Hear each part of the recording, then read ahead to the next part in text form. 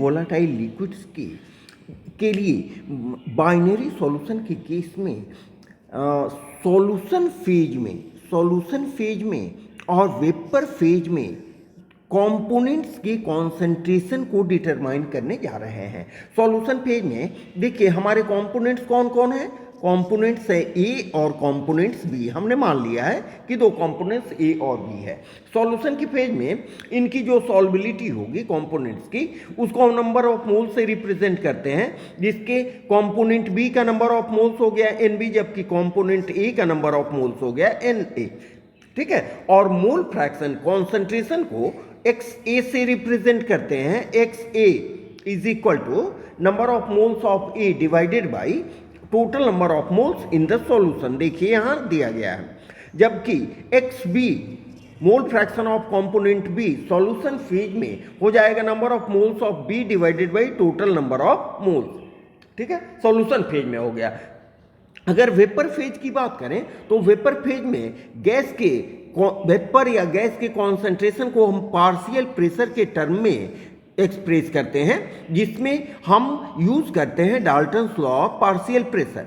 ठीक है, तो partial pressure of component B हो जाएगा बच्चों mole fraction of component B multiplied by total pressure. जब ठीक इसी तरह partial pressure of component A क्या हो जाएगा, partial pressure of component A is equal to mole fraction of component A multiplied by P total according to Dalton's law of partial pressure।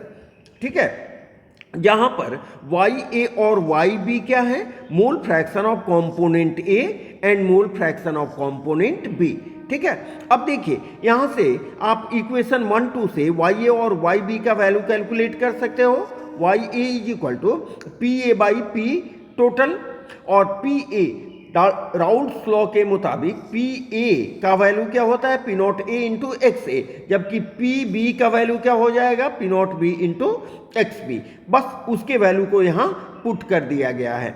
Finally उसके value को हमने put कर दिया है तो यहाँ पर मिला है YB, ये है बच्चों YB is equal to P not B into x B by P total. ठीक है, यहाँ पर देखिए P नॉट A और P not B vapour pressure of component A और B इन प्योर स्टेट है।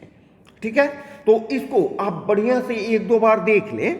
ठीक है, देखने के बाद अगर आपको अच्छा लगे तो TNT केमिस्ट्री वर्ल्ड को सब्सक्राइब जरूर करें, शेयर करें, लाइक करें, अच्छे कमेंट्स दें। ओके।